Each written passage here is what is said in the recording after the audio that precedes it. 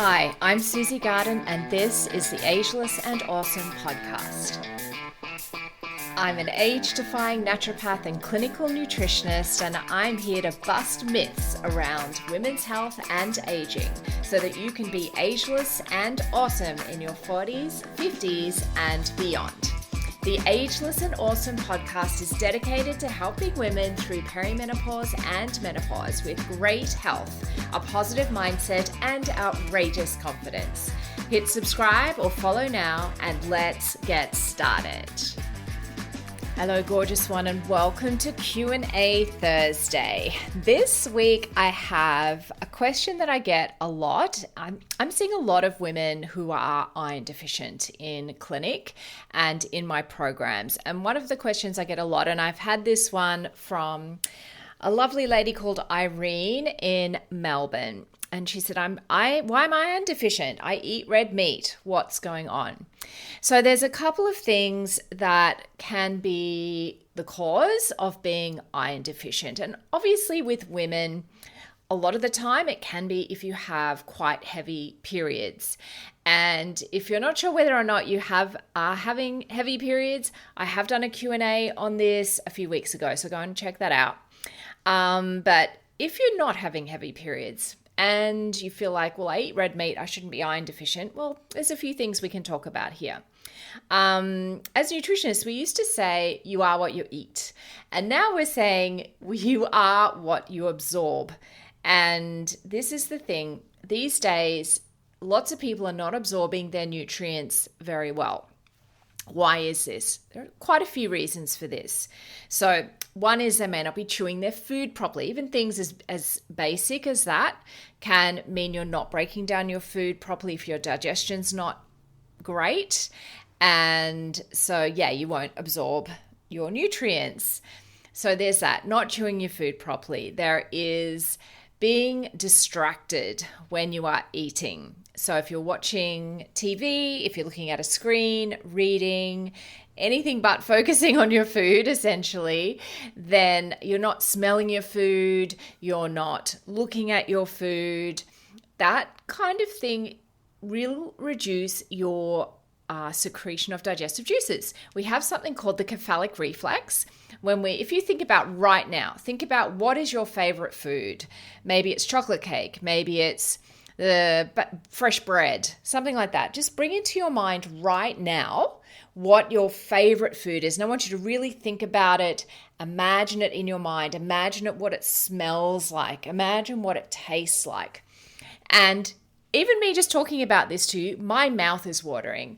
And I reckon for the majority of you listening to this, your mouth will be watering now too. Guess what? That's some digestive juices. We have enzymes in our saliva which break down our food. And we have this cephalic reflex that will help prepare the digestive system for food. So if you're distracted, and particularly if you haven't cooked the food yourself, so you haven't kind of been immersed in it for a little period of time, if you've ordered takeaway or you're having a restaurant meal, or if someone else has cooked for you and you literally come and you sit down and you eat, and you haven't been through that process of looking at the food, smelling the food, thinking about the food, your digestive system just simply may not be quite ready to digest that food. And then if you're not chewing your food properly, that's kind of an extra layer. And on top of that, if you are stressed, then your digestive system is not going to be as effective. You know that there's a couple of things. We have a gut-brain connection. We also have our stress response, which is the opposing nervous system to our relaxation response. The other term for our relaxation response is the rest and digest response. So if you're quite stressed, there is a reduction in blood flow to your digestive tract, and it will slow down peristalsis, which is the movement of the intestines, which propels the food through the body. So when that all slows down, we can get a reduction again in those digestive juices, and the food is just not going to be broken down and absorbed. So your iron is not going to be absorbed. So there's three things straight away. Another thing is, and a lot of people are really surprised when I tell them this, Iron competes with tannins. Now, tannins are like a plant chemical that causes the dark color of coffee, of black tea, of red wine, things like that. Any kind of dark beverage, a beverage that's naturally dark, can compete for the same receptor site in your body that iron does, and it's actually a little bit of a stronger affinity. So what that means is if you sit down at a cafe, for example, or if you're one of the first things you do in the morning is when you wake up is have a cup of coffee or tea, that will essentially block your iron receptors. So if you're having an iron-rich meal or even your iron supplement within 2 hours of having coffee or tea, then your ability to absorb that iron is going to be very much reduced. So this is really important. If you are on an iron supplement, take it at a time that's at least 2 hours away from tannin-containing beverages such as coffee, tea, and red wine. There's a hot tip.